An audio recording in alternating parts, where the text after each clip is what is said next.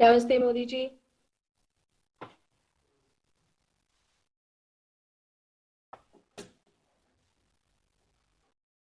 Mananiya Pradhan Mantri ji, respected leaders of the tech industry, and dear friends, it is my tremendous pleasure and privilege to welcome all of you to the 29th edition of NASSCOM Tech and Leadership Forum. Um, this is our first ever virtual forum connecting thought leaders and IT community across 30 countries. Welcome to all of you. प्रधानमंत्री जी पिछले वर्ष इसी समय हम सब मुंबई में थे for TLF 2020 or we were aware of the COVID virus that had broken out in China, but we were very hopeful about 2020. We had a record year in 2019, and none of us at that point knew the extent to which our lives and our businesses would get disrupted in a matter of weeks. 2020 was the ultimate stress test for the industry, for their resilience, for its relevance, and for its staying power. जिस समय lockdown का घोषणा हुआ उसी समय बहुत सारे global analyst और एक्सपर्ट्स ने तेजी से अनाउंस कर दिया this is the end of Indian IT अभी और कुछ नहीं कर सकेगा, they can not overcome this. लेकिन हम हारने वाले नहीं थे।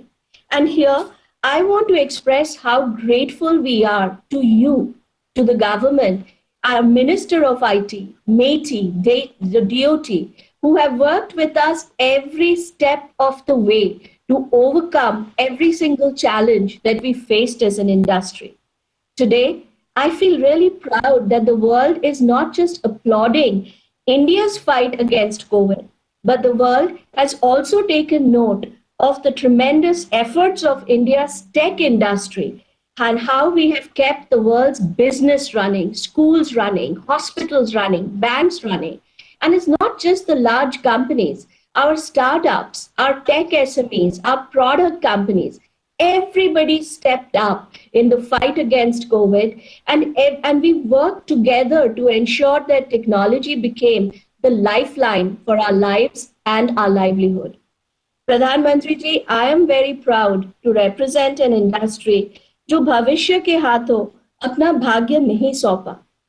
In fact, हम खुद अपने भविष्य के निर्माता बने। You know, the opportunities ahead of us are tremendous to rebuild a future we want. And today, I'm really thrilled that I have with us several leading voices of the industry to share some of these opportunities with you. So I would like to invite Rishad Premji, Chairman Wipro, to start off the discussion with his thoughts. Thank you, Debjani, and thank you, respected Pradhan Mantri ji, for joining us for your second time at the NASSCOM Technology and Leadership Forum. I remember the first time you joined us in 2018, we launched the Future Skills platform, which has become an important part of the industry. जैसे आपको पता है, sir, technology is becoming the lifeline for us as individuals and as for businesses. And if there was ever any doubt, I think 2020 has shown us just how foundational technology has become. This is also reflected in the fact, sir, that the industry this year, in the year finishing March 31st, 2021, will grow at 2.3%. It will add $4 billion in revenue and create net new jobs of 138,000 people, net new jobs this year.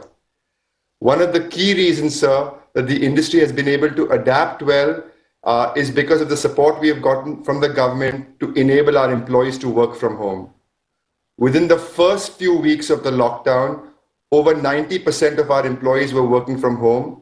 And even today, about 90% of our people continue to work from home.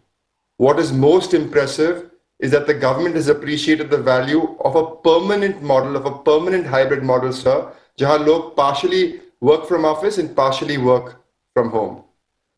This hybrid model, I believe, will be a huge competitive advantage for the industry. It will be more inclusive for employees who need flexibility to work from home. And also as a nation, it will allow us to access talent from anywhere. Jahan bhi log hai, hum unhe access kar sakte hain. This is a new model, and we will have to work together to figure out what is the optimal, ultimate structure this new hybrid model will have. given the strong partnership between METI, between the Department of Telecom, between NASSCOM, and the industry companies at large, we can strengthen India to truly make us a talent nation for the world by accessing talent from anywhere as this work from home model becomes a reality. The continued progressive policies of the government will continue to help us progress on this path. So thank you again for your time. Thank you, Rishad. I would like to request Tiger Tyagarajan, CEO Genpact, to share his comment. Thank you, Debjani, and thank you, Mr. Jeet, for the opportunity to be able to speak to you. I wanted to personally thank you for the recently announced OSP reforms that the government announced. And not only was it an important short-term measure to address the pandemic, but even more importantly, it truly illustrates the ability to build policies that can support the growth of this industry over the very long term. While the COVID crisis in India is under control right now, more than 90%, as Rishad said, of our employees are still working from home. And in many cases, they're working from their hometowns.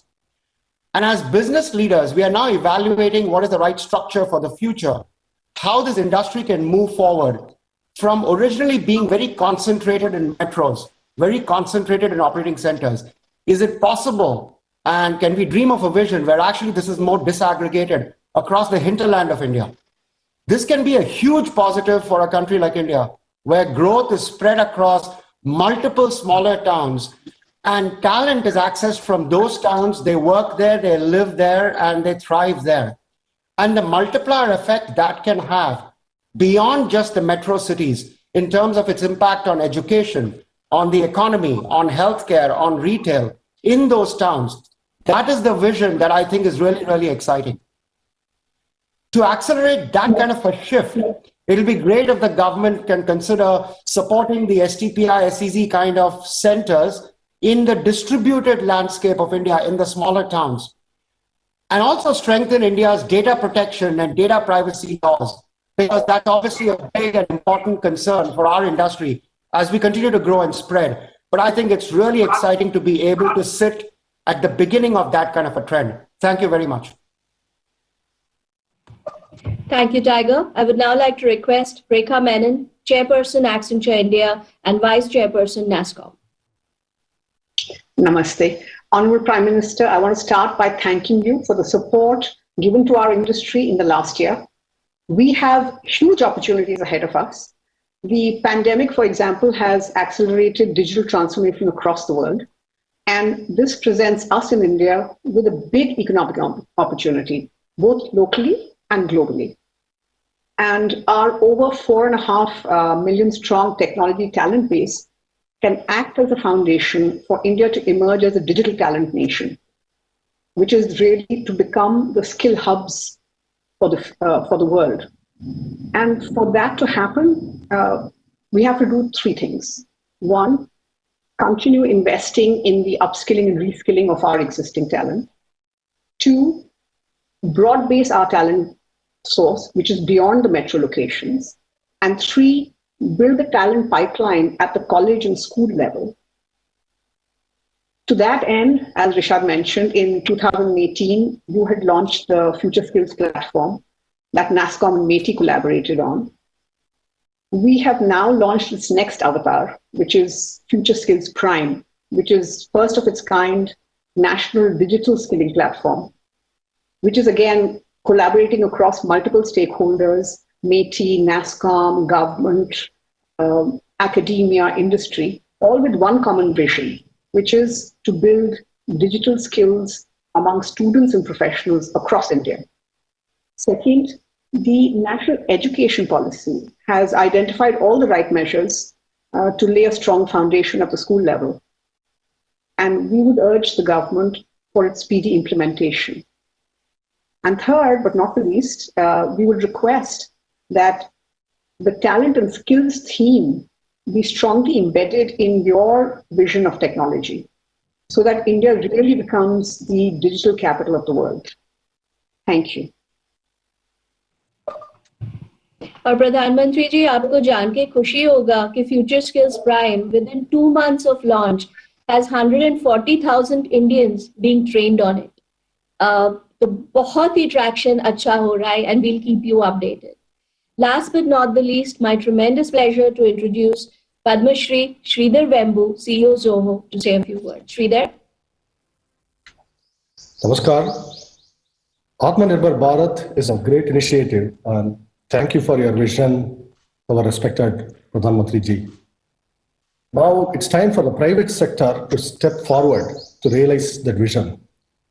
We in the private sector need to build the very products and technologies we rely on in our homes, in our businesses, in the government, in healthcare, in our national defense. And all of these have to be built in India. And from smartphones to 5G networks, from mapping software, which we recently, the government initiated reforms in that area, much needed, thank you for that, to semiconductor fabs, from infusion pumps to MRI machines, from drones to fighter jets. Being able to build these products is what will make us a product nation, strong, confident, and secure. The private sector should go from the trader mindset to the maker mindset and the make in India mindset. To achieve this dream, we need to invest in R&D, strong domestic R&D, and invest to acquire the skills, the know-how, and the capabilities across our workforce. And experience in advanced countries show that these R&D centers can be actually built in rural areas. For example, from Bell Labs, IBM Research, Siemens R&D, all of these have been in rural towns, small towns and rural areas. And in India, we have a vast rural talent pool that is waiting for that opportunity to gain the advanced skills and take part in the global economy. And the private sector should play a leading role in building this capability and skills. And our own experience in our Tenkasi R&D center, where I am located, demonstrated this is very much possible. When we achieve this, we actually will cut down our trade deficit and becomes a trade surplus. Our GDP will vastly expand and our living standards will vastly rise. So this is the vision of Atmanirbhar, and thank you for that vision, Pradhan Mantri ji, and we pledge to achieve this vision. Thank you for your time. Thank you, Sridhar. It is now my tremendous pleasure to request Pradhan Mantri ji to please share his few thoughts and deliver the opening address.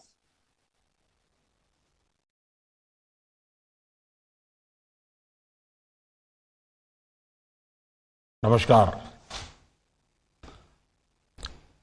इस बार NASSCOM का technology और leadership forum मेरी दृष्टि से बहुत विशेष है।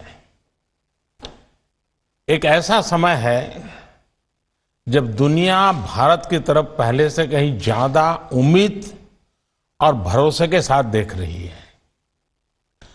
हमारे यहाँ कहा गया है, ना दैन्यम न पलायनम, यानी चुनौती कितनी भी मुश्किल हो, हमें खुद को कमजोर नहीं समझना चाहिए और ना ही चुनौती से डरकर पलायन करना चाहिए।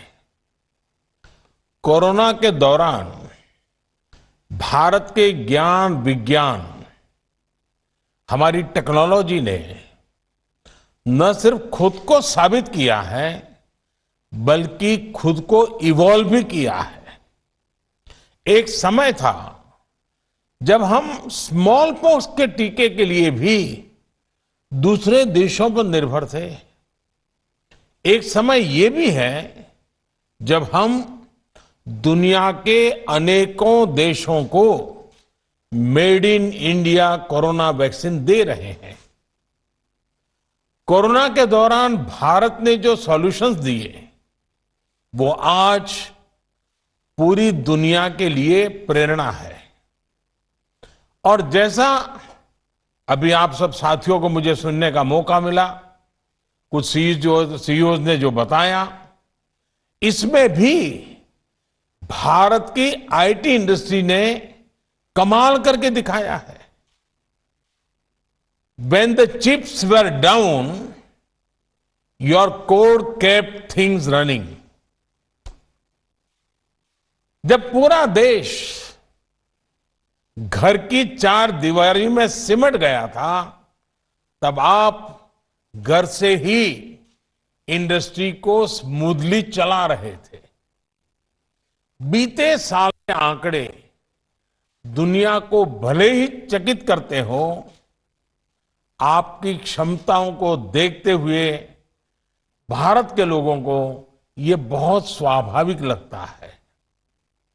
साथियों, ऐसी स्थिति में जब हर सेक्टर कोरोना से प्रभावित था, तब भी आपने करीब 2% की ग्रोथ हासिल की।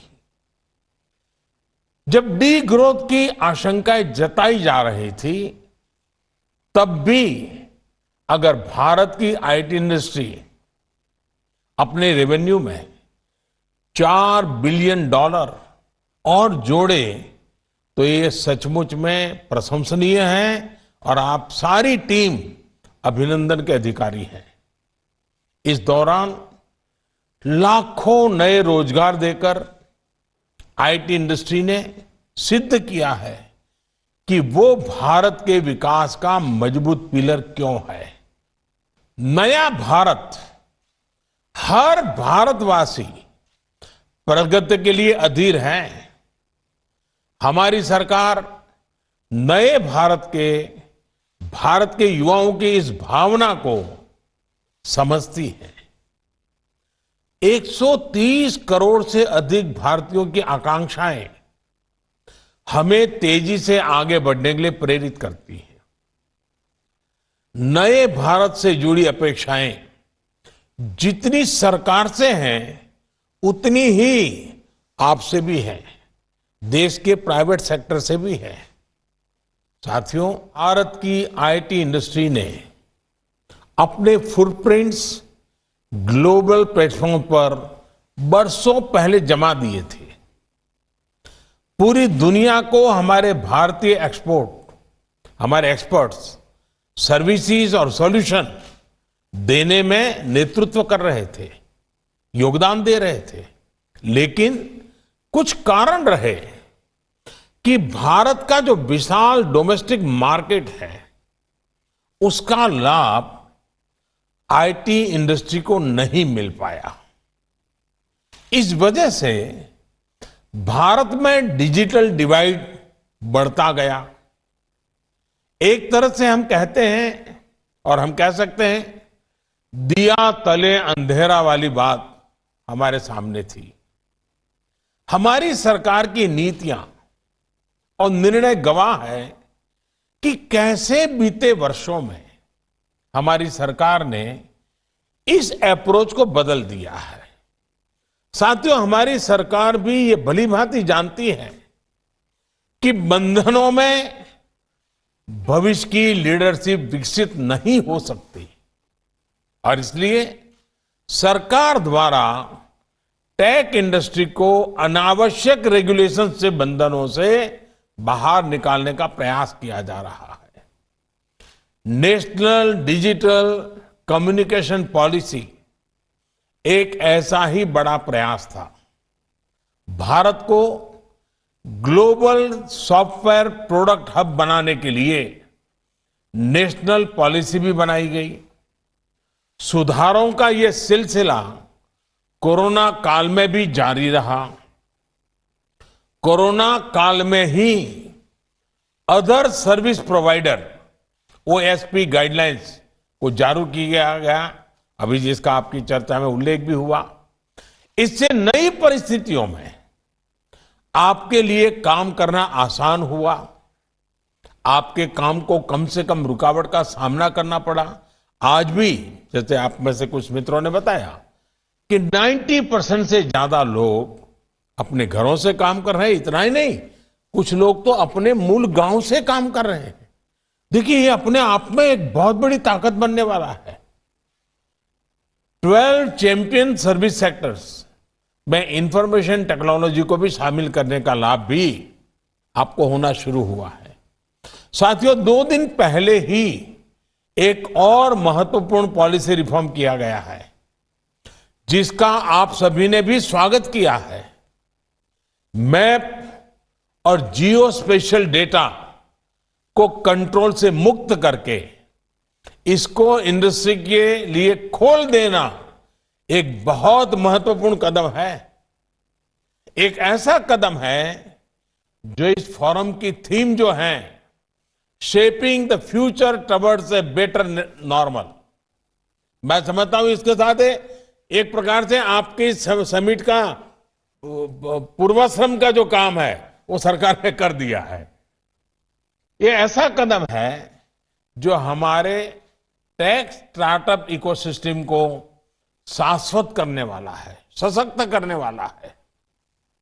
ये ऐसा कदम है जो सिर्फ आईटी इंडस्ट्री नहीं बल्कि आत्मनिर्भर भारत में व्यापक मिशन को मजबूत बनाता है।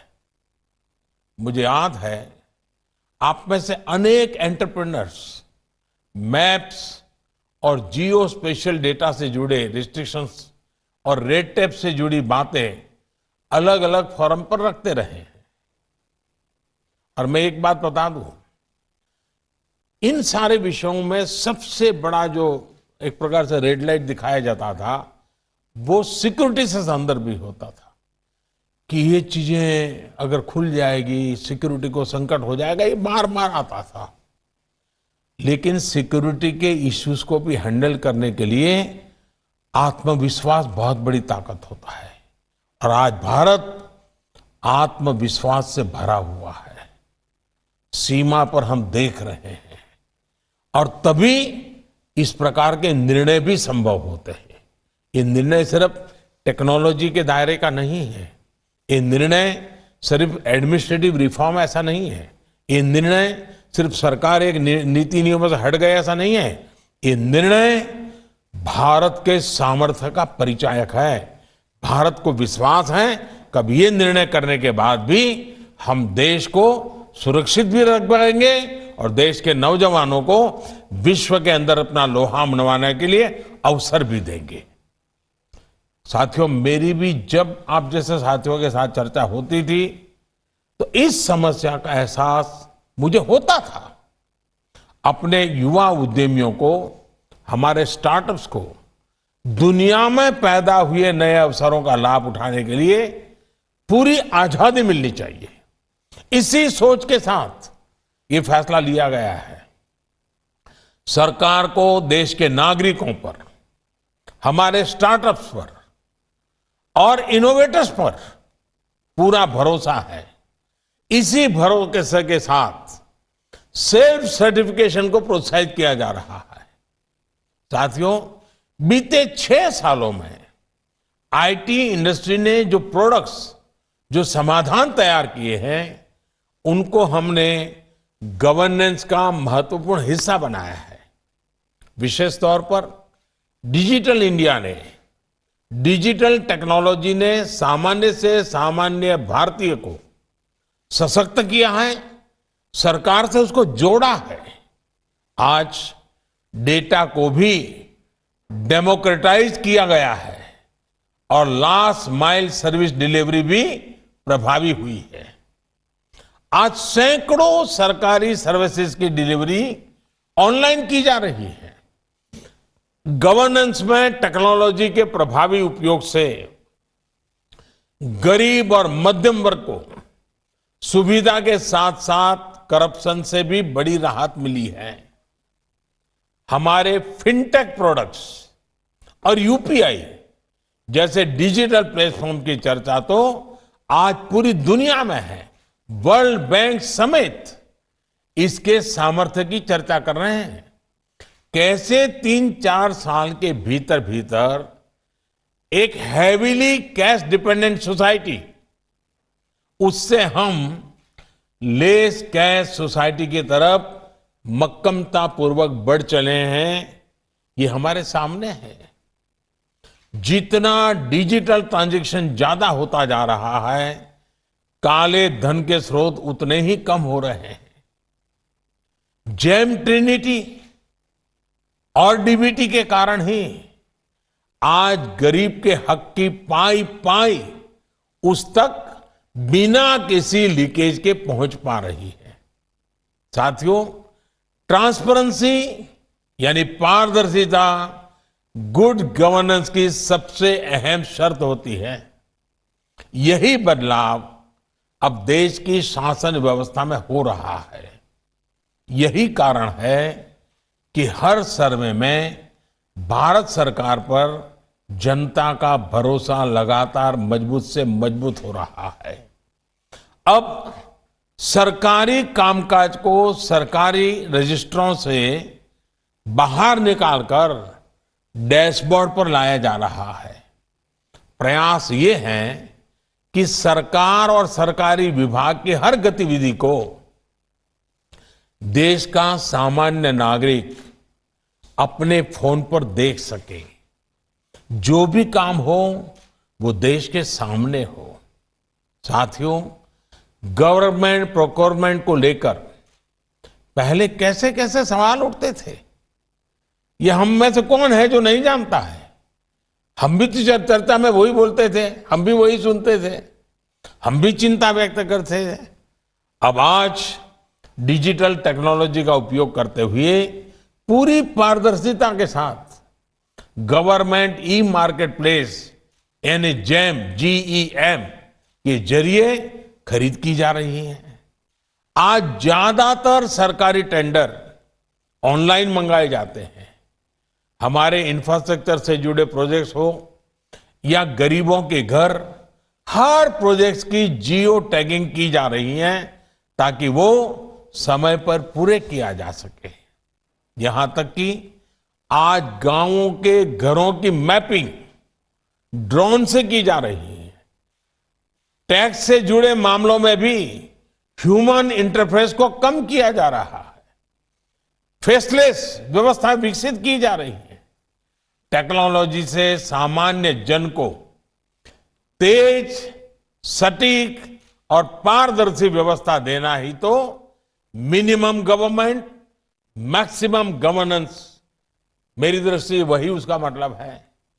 साथियों, आज विश्व में जो भारतीय टेक्नोलॉजी की छवि है, जो पहचान है, उसे देखते हुए देश को आपसे बहुत ज्यादा उम्मीद है, बहुत ज्यादा अपेक्षाएं हैं।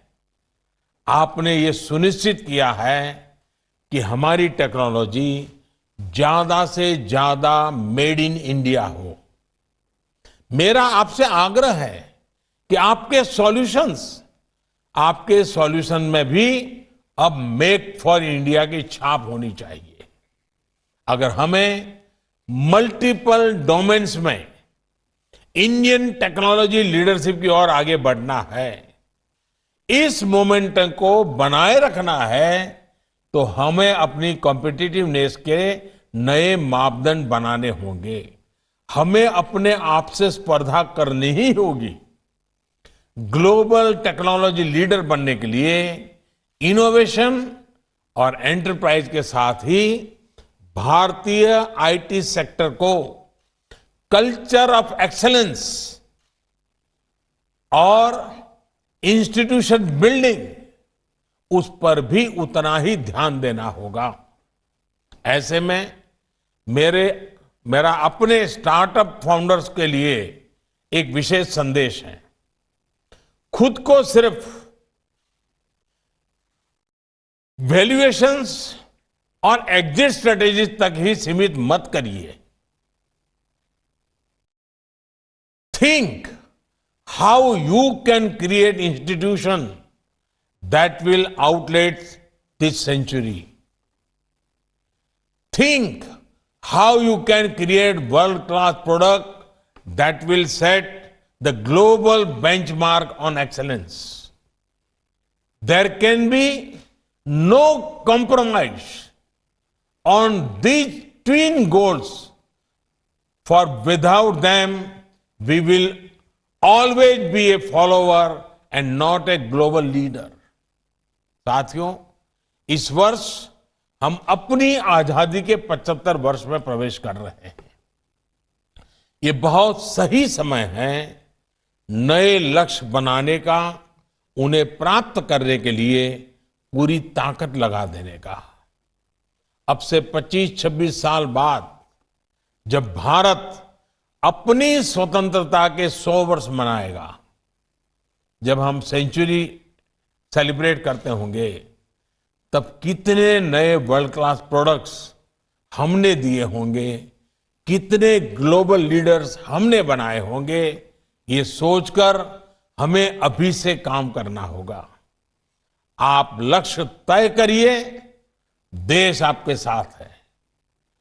भारत की इतनी बड़ी आबादी आपकी बहुत बड़ी ताकत है। बीते महीनों में हमने देखा है कि कैसे भारत के लोगों में टैक्स सॉल्यूशंस के लिए बेसब्री बढ़ी है। लोग नए टैक्स सॉल्यूशंस का इंतजार कर रहे हैं। लोग नई चीजें ट्राई करना चाहते हैं और खासकर भारतीय एप्लीकेशंस के लिए तो उनमें एक उत्साह है। देश मन बना चुका है। आप भी मन बनाइए। साथियों, 21वीं सदी में भारत की चुनौतियां और उसके समाधान के लिए प्रोएक्टिव टेक्नोलॉजिकल सॉल्यूशन देना IT industry, tech industry, innovators, researchers, young mind, इनका बहुत बड़ा दायित्व है। अब जैसे हमारी खेती में पानी और फर्टिलाइजर की जरूरत से ज्यादा उपयोग से बहुत बड़ी समस्या आती है, क्या इंडस्ट्री को ऐसी स्मार्ट टेक्नोलॉजी के लिए काम नहीं करना चाहिए जो आर्टिफिशियल इंटेलिजेंस का उपयोग करते हुए हर फसल में पानी और फर्टिलाइजर की जरूरत के बारे में किसान को बता सके? सिर्फ टेक्नोलॉजी बनाने भर से ही काम नहीं चलेगा, इसको भारत में मास लेवल पर एडॉप्ट भी किया जा सके, ऐसे सॉल्यूशंस हमें तलाश करने हैं। इसी तरह हेल्थ एंड वेलनेस के डेटा की ताकत से गरीब को लाभ कैसे मिले, इसके लिए भी आज भारत आपकी तरफ देख रहा है। टेलीमेडिसिन को प्रभावी बनाने के लिए भी आपसे बेहतरीन सॉल्यूशंस की उम्मीद देश कर रहा है। साथियों, शिक्षा और स्किल डेवलपमेंट को लेकर भी टेक इंडस्ट्री को ऐसे समाधान देश को देने होंगे जो देश की बड़े से बड़ी आबादी को सुलभ हो। आज देश में अटल टिंकरिंग लैब से लेकर अटल इंक्यूबेशन सेंटर तक टेक्नोलॉजी के लिए स्कूल कॉलेज में ही माहौल बनाया जा रहा है। नई नेशनल एजुकेशन पॉलिसी में एजुकेशन के साथ साथ स्किलिंग पर भी उतना ही जोर दिया गया है। ये प्रयास इंडस्ट्री के सहयोग के बिना सफल नहीं हो सकते। एक बात मैं ये भी कहूंगा कि आप अपनी सीएसआर एक्टिविटीज के आउटकम पर फिर ध्यान दीजिए। अगर आपकी सीएसआर एक्टिविटीज का फोकस देश के पिछड़े क्षेत्रों के बच्चों पर होगा, आप उन्हें डिजिटल एजुकेशन से ज्यादा जोड़ेंगे, उनमें analytical thinking, lateral thinking develop करेंगे, तो ये एक बहुत बड़ा गेम चेंजर होगा। सरकार अपनी तरफ से प्रयास कर रही है, लेकिन इसमें आपका साथ मिलना तो मैं समझता हूं बात कहां से कहां ले जा सकती है। India is not short of ideas, it needs mentors who can help turn ideas into reality. साथियों, आत्मनिर्भर भारत के बड़े सेंटर आज देश के टियर 2, टियर 3 शहर बनाते जा रहे हैं। यही छोटे शहर आज आईटी बेस्ड टेक्नोलॉजीज की डिमांड और ग्रोथ के भी बड़े सेंटर बनते जा रहे हैं। देश के इन छोटे शहरों के युवा अद्भुत इनोवेटर्स के रूप में सामने आ रहे हैं। सरकार का फोकस भी इन छोटे शहरों में बेहतर इंफ्रास्ट्रक्चर के निर्माण पर है, ताकि वहां रहने वाले देशवासियों के साथ साथ आप जैसे उद्यमियों को भी असुविधा ना हो। जितना अधिक आप इन छोटे शहरों कस्बों की ओर जाएंगे, उतना ही अधिक उनका विकास होगा। साथियों, मुझे विश्वास है कि आने वाले 3 दिनों में आप वर्तमान और भविष्य के ऐसे ही समाधानों पर गंभीर चर्चा करेंगे। सरकार हमेशा की तरह आपके सुझावों पर गंभीरता से विचार करेगी। और मैं एक बात जरूर कहना चाहूंगा, पिछली बार 15 अगस्त को लाल किले से जब मैं बात कर रहा था, आपने सुना था, मैंने देश के सामने एक लक्ष्य रखा था कि 1000 दिन में हिंदुस्तान के 6 लाख गांवों में ऑप्टिकल फाइबर नेटवर्क का काम पूरा करना है। अब ऑप्टिकल फाइबर नेटवर्क ये तो एक स्केलेटन हो जाएगा और मैं पीछे लगा हूं तो शायद हम कर भी लेंगे, राज्य भी इसमें हमारे साथ जुड़ जाएंगे, लेकिन उसके बाद का जो काम है ना, वो आपके दिमाग से जुड़ा हुआ है। ऑप्टिकल फाइबर नेटवर्क का इंफ्रास्ट्रक्चर हिंदुस्तान का गरीब भी गरीब इसका उपयोग कैसे करे, यूजर फ्रेंडली नए नए प्रोडक्ट कैसे आए, गांव का व्यक्ति भी सरकार से, बाजार से, बदलाव से, शिक्षा से, आरोग्य से कैसे जुड़े, ये स्केलेटन उसकी जिंदगी बदलने का एक बहुत बड़ा रास्ता कैसे बना सकता है। ये काम अभी से आपके यहां छोटे छोटे स्टार्टअप्स ऐसे प्रोडक्ट लेकर के आए कि गांव में ऑप्टिकल फाइबर पहुंचा कि गांव की इन 10 जरूरतें पूरी हो जाएगी। गांव के अंदर ऑप्टिकल फाइबर पहुंचा, गांव के बच्चों के जीवन में ये चीज बदलाव लाने के लिए मेरे पास रेडी है। आप देखिए कितना बड़ा अवसर है, कितना बड़ा अवसर है। और इसलिए मैं आपको निमंत्रण देता हूं कि सरकार इस काम को कर रही है। आप सोचिए, आजादी के 75 साल के लिए आप क्या कंट्रीब्यूट करेंगे, कुछ तय कीजिए। 2047 आजादी 100 साल के लिए मनाने की जाएगी। आपका रोड मैप क्या होगा, आपके लक्ष्य क्या होंगे, उन लक्ष्य को लेकर के कैसे चलना, उस पर तय कीजिए। हमें लीडरशिप लंबे अरसे तक लेनी है, हर क्षेत्र में लेनी है, पूरे सामर्थ्य के साथ लेनी है। और इस लीडरशिप के आपके इस चिंतन मनन से वो निकलेगा, वो अमृत देश को काम आएगा। इसी एक अपेक्षा के साथ मेरी आप सबको बहुत बहुत शुभकामनाएं, बहुत बहुत धन्यवाद। धन्यवाद प्रधानमंत्री जी, and thank you for inspiring us every time you speak to us. आप हमारी सोच यहाँ से यहाँ ले जाते हो हर बार आप जब हमसे बात करते हो। Thank you so much. And I would now like to request our NASSCOM chairperson, Praveen Rao, to please give the vote of thanks. Namaskar, Pradhan Mantri ji. Thank you very much for your inspiring words and direction for our industry and the country. Even today, our clients are impressed with strides made by Digital India.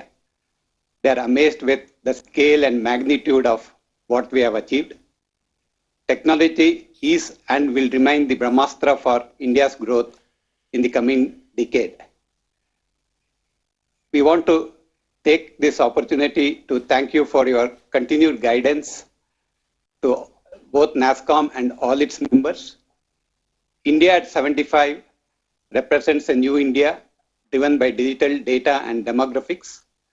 We look forward to continued support from the government.